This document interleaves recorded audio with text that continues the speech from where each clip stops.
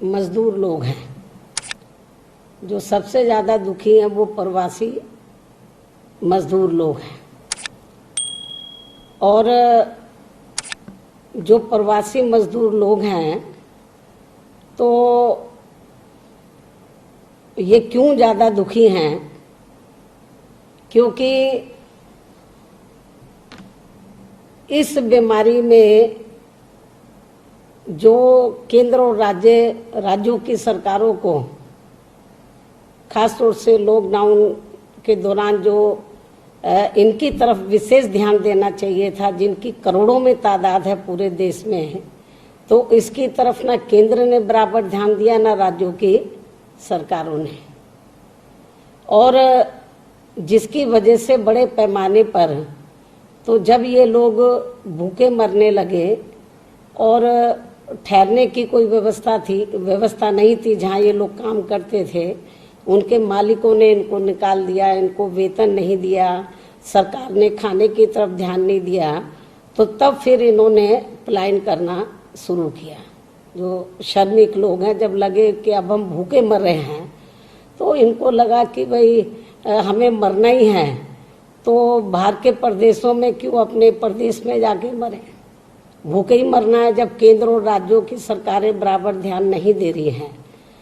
तो तब इन्होंने पलायन करना शुरू किया। और उसके बाद इससे भी ज़्यादा दुख की बात यह है कि जब इसकी आड़ में बीजेपी और कांग्रेस ने एक दूसरे पर आरोप प्रत्यारोप लगाकर तो घिनौनी राजनीति शुरू इन्होंने की, तो तब फिर मुझे मुंह खोलना पड़ा, ये बोलना पड़ा कि आज जो पूरे देश में जो प्रवासी जो श्रमिक लोग हैं, मजदूर लोग हैं, तो इनकी जो दुर्दशा हमें देखने के लिए मिल रही है, खास तौर से कोरोना वायरस की बीमारी के दौरान, लॉकडाउन के दौरान जो सबसे ज़्यादा खराब दुर्दशा देखने के लिए मिल रही है, तो इसके लिए सही मायने में वास्तव में तो जितनी बीजेपी जिम्मेवार है, केंद्र की सरकार, उससे कई गुना ज़्यादा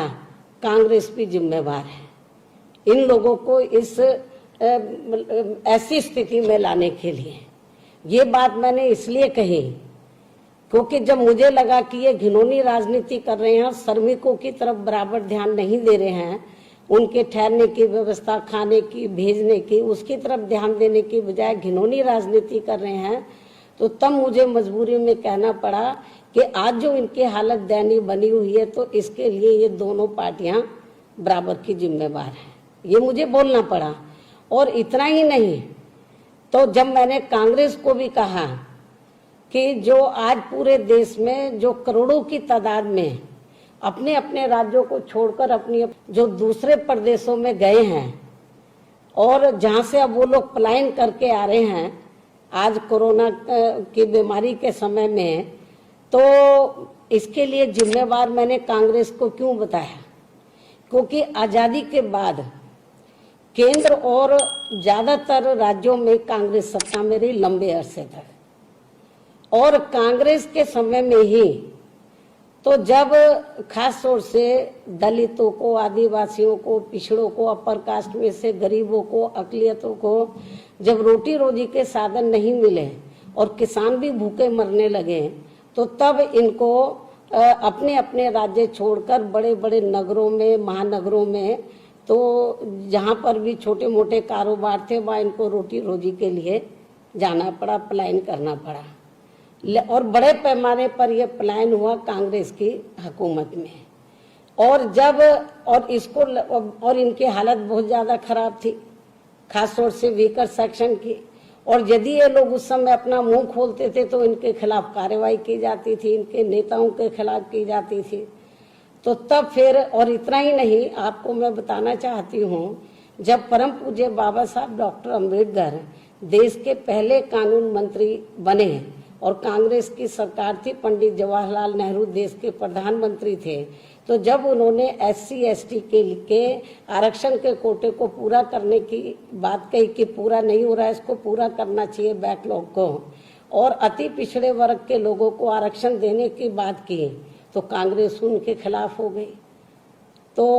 उनका बड़ा इन्होंने अपमान किया, उनकी कोई भी बात को नहीं माना जाता था। तब उन्होंने कानूनी मंत्री पद से इस्तीफा दिया था। उस समय कांग्रेस पावर में थी सेंटर में। तो कहने का तात्पर्य यह है कि बाबा साहब डॉक्टर अम्बेडकर हमारे बीच में नहीं रहे। तो उन्होंने कहा था कि मैंने कानून तो आप लोगों के हित में बना दिए हैं भारतीय संविधान में, यदि आप लोग सही मायने में इसका फायदा लेना चाहते हैं तो आपको केंद्र और राज्यों में तो राजनीतिक सत्ता की मास्टर चाबी खुद अपने हाथों में लेनी होगी। तो ये दौर चलता रहा, लेकिन जब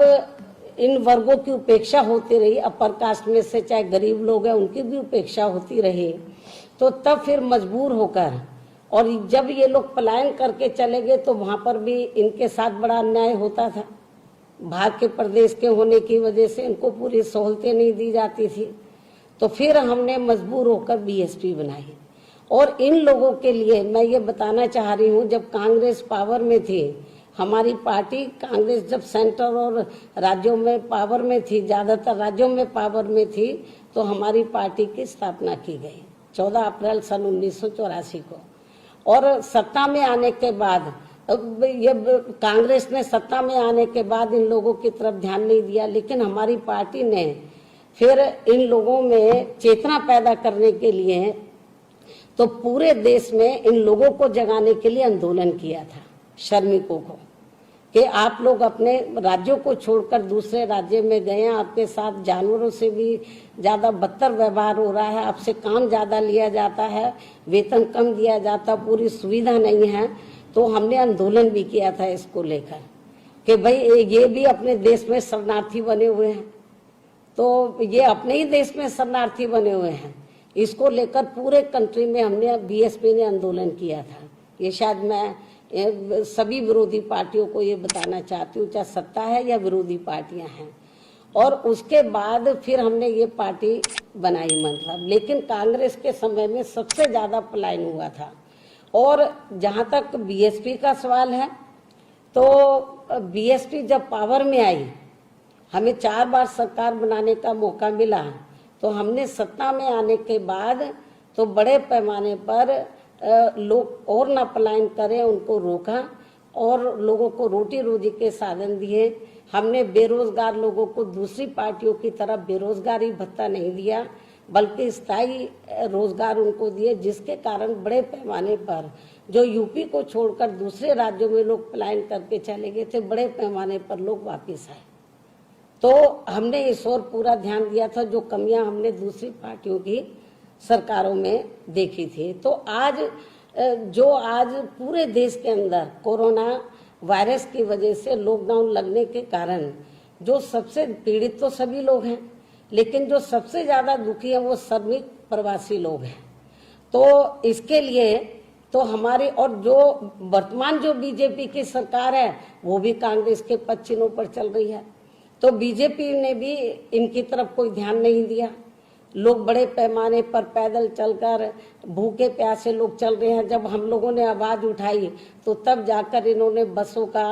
और ट्रेन का इन्होंने प्रबंध किया। हालत इनकी बहुत ज्यादा खराब थी। तो आज जो पूरे देश में जो श्रमिकों की जो हालत खराब है, दुर्दशा जो हमें देखने के लिए मिल रही है इस बीमारी के दौरान, तो इसके लिए हमारी पार्टी BJP के साथ साथ, मतलब कांग्रेस को तो जिम्मेवार मानती है, तो कांग्रेस के साथ साथ BJP को भी बराबर की जिम्मेवार मानकर चलती है। और ये बात आज मैं अपनी पार्टी के राजनीतिक स्वार्थ में नहीं, बल्कि देश में खासकर गरीबों, मजदूरों, किसानों, अकलियतों व श्रमिक प्रवासियों के हितों की वजह से कह रही हूँ। लेकिन इससे BJP भी परेशान है। जब हमने असलियत जनता के सामने रखी, देश के सामने रखी, तो इससे कांग्रेस पार्टी के लोग भी बहुत ज्यादा परेशान हैं। और अब कांग्रेस पार्टी अपनी कमजोरियों को छिपाने के लिए यहाँ तक कहने लगी है BSP के बारे में कि BSP BJP से मिली हुई है और आगे चलकर BJP के साथ मिलकर बीएसपी चुनाव लड़ने वाली है। यहाँ तक प्रचार करने लगे हैं इनके वर्कर, जिसमें रत्ती भर भी सच्चाई नहीं है। और इनके इस आरोप का हमारी पार्टी कड़े शब्दों में खंडन करती है और इनको ये भी बताना चाहती है कि देश के किसी भी राज्य में चाहे छोटा चुनाव हो बड़ा हो, हमारी पार्टी बीजेपी के साथ और ना ही अन्य किसी भी पार्टी के साथ, खास तौर से जो पार्टी सेंटर और ज्यादातर राज्यों में कांग्रेस और बीजेपी के साथ तो बिल्कुल भी मिलकर कोई चुनाव नहीं लड़ने वाली है। और बीजेपी के बारे में जो कह रहे हैं, तो चुनाव लड़ने का आज तक हमने कोई मिलके चुनाव नहीं लड़ा और ना आगे हम लड़ने वाले हैं। तो जबकि मैंने आप लोगों को बताया कि इस मामले में सच्चाई ये है कि जैसा कि अभी मैंने बताया कि आज़ादी के बाद, मैं इस बात को फिर दोहराती हूँ, केंद्र और राज्यों में भी सबसे पहले व सबसे ज़्यादा समय तक अधिकांश कांग्रेस पार्टी सत्ता में रही। और इसके अलावा जब बीएसपी बनी थी तो उस समय ये भी मैं बताना चाह रही हूँ कि हम लोग बीजेपी से मिले हैं, तो उस समय मैं कोई किसी का पक्ष नहीं ले रही हूँ, बीजेपी केंद्र और राज्यों की सत्ता में कहीं भी आसीन नहीं थी, फ्री हैंड था कांग्रेस के हाथ में। तो चाहती तो इन लोगों का ध्यान रख सकती थी, लेकिन जब इनका ध्यान नहीं रखा, इन्होंने इन मजलूमों का ध्यान नहीं रखा, श्रमिकों का ये लोग पलायन करने के लिए मजबूर हुए, तब बीएसपी को बनाने की जरूरत पड़ी। और इसका मुख्य कारण यह है कि जब इस पार्टी ने अपनी जातिवादी व पूंजीवादी मानसिकता के चलते पूरे देश में सर्व समाज में से खासकर गरीबों, मजदूरों, किसानों, कमजोर तबकों का बराबर ध्यान नहीं रखा, अकलियतों को भी रोटी रोजी के साधन नहीं दिए, तो ये लोग फिर मजबूर होकर इन्होंने पलायन किया। आज जिनकी दुर्दशा हमें देखने के लिए मिल रही है, और बीजेपी भी कोई कम नहीं है। और बीजेपी भी जो है जितना इनको ध्यान देना चाहिए था इस बीमारी में, तो इनको पलायन करने की जरूरत महसूस नहीं होती, क्योंकि बीजेपी की जिम्मेवारी बनती थी, राज्य की जो सरकारें उनकी जिम्मेवारी बनती थी कि जो श्रमिक मजदूर लोग हैं वहां पर उनके ठहरने की व्यवस्था करते, खाने की व्यवस्था करते, वो नहीं किया। और मान लीजिए वो लोग जो छोटे मोटे कारखानों में या उद्योगों में ये लोग काम कर रहे थे, उनके पास पैसा भी नहीं था। तो मैं समझती हूँ कि सेंट्रल गवर्नमेंट को, राज्यों की सरकारों को, तो उनको बिना ब्याज के, उनको ब्याज पे नहीं, बिना ब्याज के उनको लोन दे देना चाहिए था